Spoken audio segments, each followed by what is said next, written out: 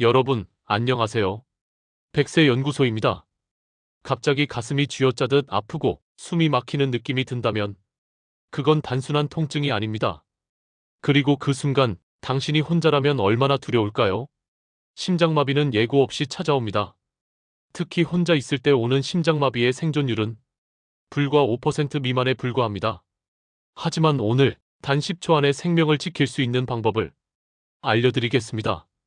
저 역시 얼마 전 집에서 혼자 심장마비를 겪었습니다. 가슴이 망치로 내려치는 듯 아프고 숨이 막혔습니다.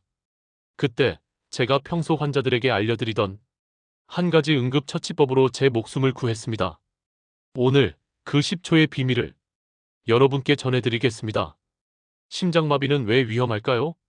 심장이 멈추는 순간 뇌로 가는 산소 공급이 끊어집니다.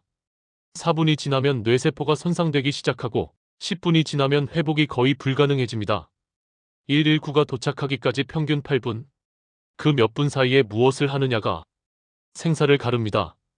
갑작스러운 가슴 통증, 왼쪽 팔의 저림, 식은땀, 어지러움, 호흡 곤란. 이런 증상들은 심장마비의 전조일 수 있습니다. 하지만 절반 이상은 아무런 예고 없이 찾아옵니다. 그래서 나는 괜찮겠지 하는 생각이 가장 위험합니다. 이제부터 혼자 있을 때 10초 안에 생명을 지킬 수 있는 3가지 방법을 알려드리겠습니다. 첫 번째, 강력한 기침법입니다. 가슴이 조여오고 숨이 막히면 바로 깊게 숨을 들이마신 뒤 2초 간격으로 강하게 기침하세요. 허억, 허억. 가슴속 깊이 공기를 밀어내듯 목이 터질 만큼 강하게.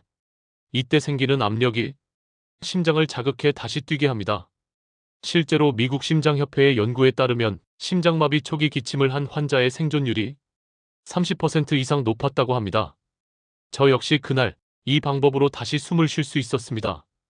가슴이 진정되고 숨이 돌아왔습니다. 그 10초가 제 인생을 바꿨습니다. 두 번째는 가슴 중앙 두드리기입니다. 기침할 힘조차 없다면 가슴뼈 정중앙, 양쪽 젖꼭지를 잇는 선의 가운데를 주먹으로 강하게 두드리세요. 5에서 6회 정도 망치로 치듯이 확실하게. 이건 단순히 두드리는 것이 아닙니다. 심장의 전기 신호를 자극해 멈춰가는 심장을 다시 깨우는 행동입니다. 독일의 연구에 따르면 심정지 환자의 20%가 이 방법으로 의식을 되찾았습니다. 너무 오래 반복하면 오히려 해로울 수 있습니다. 5번에서 6번, 그것으로 충분합니다. 세 번째는 합곡혈 자극법입니다. 손등의 엄지와 검지 사이 뼈가 만나는 움푹 들어간 곳이 합곡혈입니다. 그 부위를 엄지로 깊게 누르세요. 뼈에 닿을 정도로 약간 아플 만큼 강하게. 5초간 누르고 2초간 쉬기. 양손을 번갈아 가며 1분 동안 반복하세요.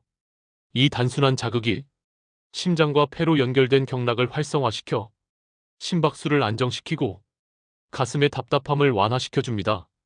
중국의 연구에서도 합곡혈 자극이 심장박동 안정과 혈압 조절에 도움이 된다는 결과가 있습니다.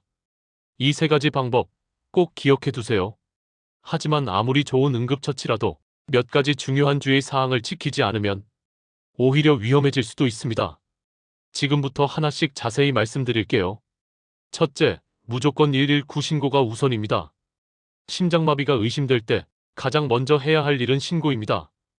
응급처치는 어디까지나 시간을 버는 행동일 뿐입니다.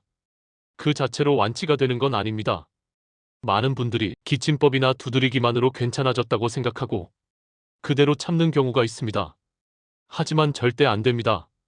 심장마비는 한번 시작되면 언제 다시 악화될지 알 수 없습니다. 그 몇 분, 몇 초 사이에 상태가 급격히 나빠질 수 있습니다. 그러니까 응급처치를 하면서도 동시에 119 신고를 하셔야 합니다. 혼자라면 스피커폰으로 전화를 연결해 놓고 그 상태로 기침이나 두드리기를 계속하세요. 그 몇 초의 차이가 당신의 생명을 구할 수 있습니다. 둘째, 앉거나 서 있지 말고 바닥에 누우세요. 많은 분들이 심장 통증이 오면 일단 앉아서 쉬면 괜찮아지겠지 하고 생각합니다. 하지만 그건 위험합니다. 심장이 멈추면 순식간에 의식을 잃게 되기 때문에 앉아 있거나 서 있으면 그대로 앞으로 쓰러집니다. 그때 머리를 부딪히거나 목이 꺾이면 더 큰 부상을 입을 수 있습니다. 따라서 통증이 심할 때는 주저하지 말고 바닥에 눕는 게 가장 안전합니다. 바닥에 누워야 몸의 혈액이 심장으로 더 쉽게 돌아갈 수 있고 호흡도 조금 더 안정됩니다. 가능하다면 딱딱한 바닥에 무릎을 약간 세우고 머리는 너무 낮지 않게 하세요. 이 자세가 심장으로의 혈류를 도와줍니다. 셋째, 기침법은 무리하지 마세요. 기침법은 강력하지만 그만큼 체력 소모가 큽니다. 특히 나이가 많으신 분들이나 평소 심장질환, 폐질환, 갈비뼈 손상 경험이 있으신 분들은 너무 세게 하다 보면 갈비뼈가 부러질 수도 있습니다. 기침할 때는 가슴을 완전히 조여서 압박하는 느낌으로 하되 목이 터질 정도로 과하게 하면 안 됩니다. 숨이 너무 가쁘거나 기침이 도중에 막힐 정도라면 바로 멈추고 다른 방법으로 전환하세요. 내가 숨을 이어갈 수 있을 만큼만, 하지만 확실하게 자극을 줄 만큼만. 그게 포인트입니다. 무리한 응급처치는 도움이 아니라 오히려 위험을 키울 수 있습니다. 넷째, 정확한 위치를 미리 익혀두세요. 응급 상황에서는 누구나 당황합니다. 그래서 평소에 연습해두지 않으면 정확한 위치를 찾지 못하고 허공을 치게 됩니다. 가슴 중앙 두드리기는 심장 바로 위가 아닙니다. 양쪽 젖꼭지를 연결한 선의 한가운데 딱딱한 뼈 흉골 위를 찾아야 합니다. 너무 위쪽을 두드리면 쇄골 쪽을 치게 되고 너무 아래를 치면 간이나 위를 다칠 수 있습니다. 또한 합곡혈 자극법은 엄지와 검지 사이 손등 부분에 움푹 들어간 지점입니다. 이 위치를 잘못 누르면 효과가 없을 뿐 아니라 손목에 통증을 줄 수도 있습니다. 영상이 끝나고 나면 가족과 함께 따라 해보세요. 손등의 위치, 가슴 중앙의 지점, 몸이 기억할 때까지 익혀두는 게 중요합니다. 응급 상황에서는 머리가 아니라 몸이 기억한 대로 움직이는 것이 생사를 가릅니다. 다섯째, 증상이 사라져도 병원은 꼭 가세요. 이건 정말 중요합니다. 많은 분들이 이제 괜찮아졌어요 하고 병원에 가지 않는 경우가 있습니다.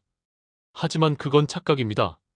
심장마비는 한번 발생하면 그 뒤에도 재발 위험이 매우 높습니다. 통증이 사라졌다고 해서 심장이 완전히 회복된 게 아닙니다.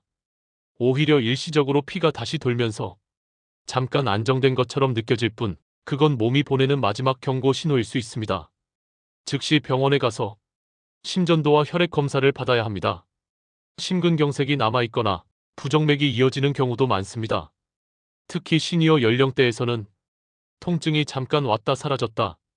이런 증상이 반복될 때 이미 심장 안에서는 위험이 진행되고 있을 가능성이 큽니다. 그러니 잠깐 나아졌다고 해도 반드시 병원에서 진료를 받으셔야 합니다. 그게 자신과 가족을 지키는 가장 현명한 선택입니다. 여러분, 응급처치는 마지막 방패입니다. 하지만 그 방패를 제대로 쓰려면 지식과 연습이 함께해야 합니다. 오늘 배운 3가지 응급법, 그리고 5가지 주의사항. 이것들이 바로 여러분의 생명을 지켜주는 힘이 될 것입니다.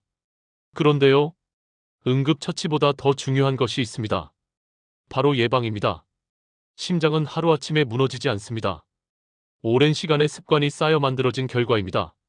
매일 30분 걷기, 금연과 절주, 스트레스 관리, 혈압과 혈당, 콜레스테롤을 정기적으로 확인하세요.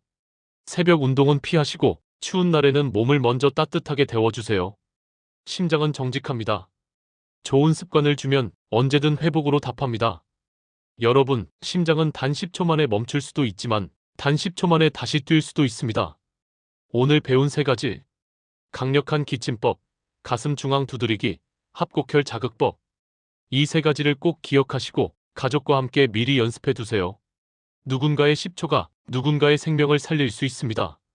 이 영상이 도움이 되셨다면 구독과 좋아요, 그리고 알림 설정으로 당신의 건강한 심장을 지키는 정보들을 놓치지 마세요. 여러분의 건강한 삶과 100세까지 이어질 심장을 위해 100세 연구소가 언제나 함께하겠습니다. 여러분의 경험을 댓글로 나눠주시면 다른 분들에게 큰 힘이 됩니다. 감사합니다.